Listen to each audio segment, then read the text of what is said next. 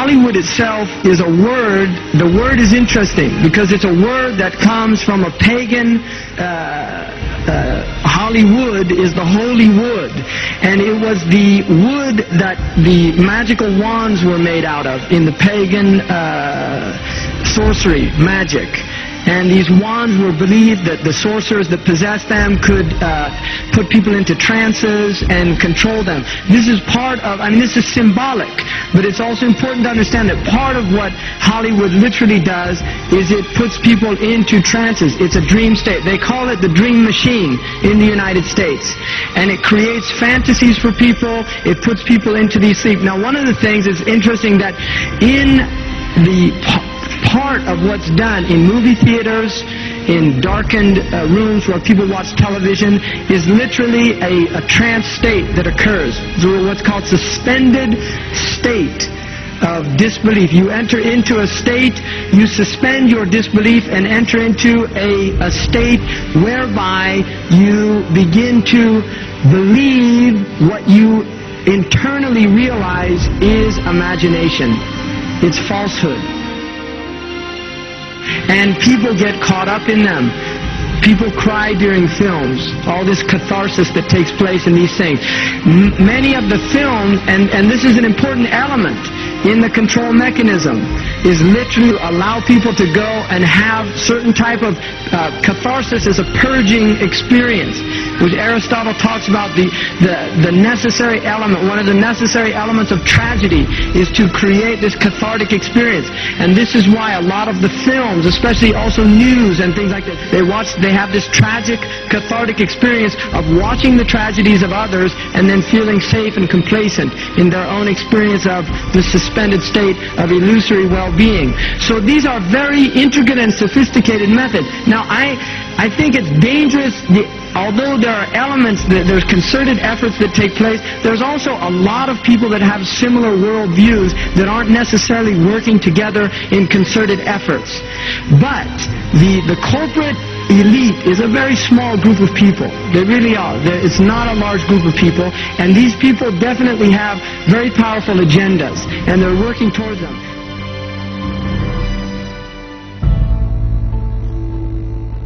When pulling the strings behind the various forms of media, those in control would in most cases place two parallel messages on display.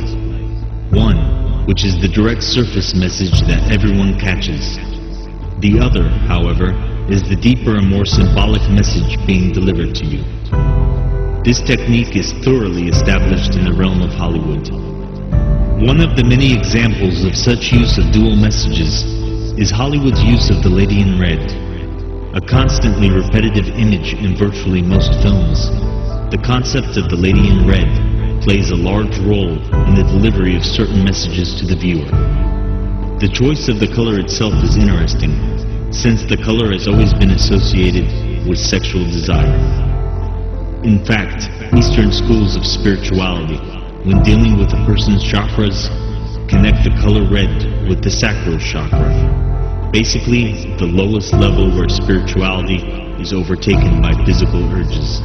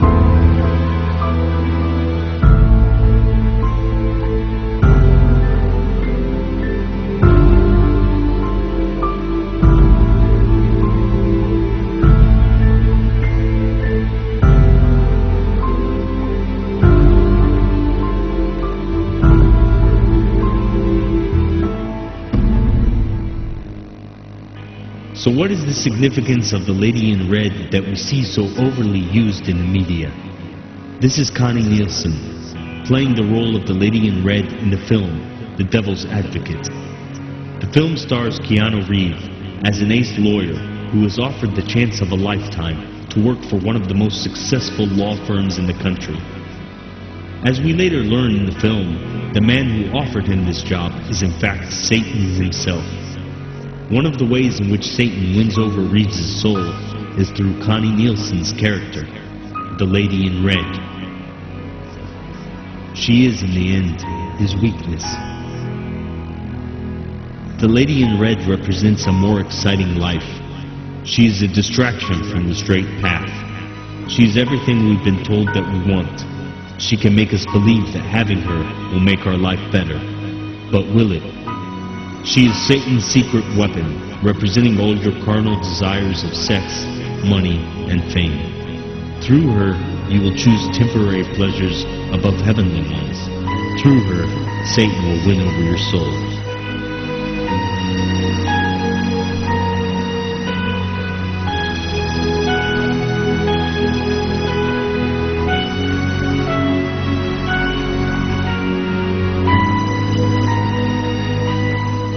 He has her waiting for you on every corner, in the shape and form of materialism, sexual desire, and all other paths he tries to lure you into.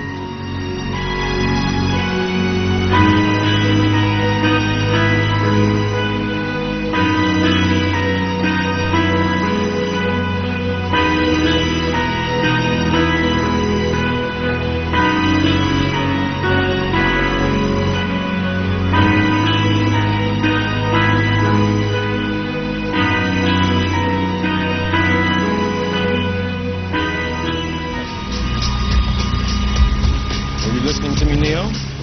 Or were you looking at the woman in the red dress? I was... Look again.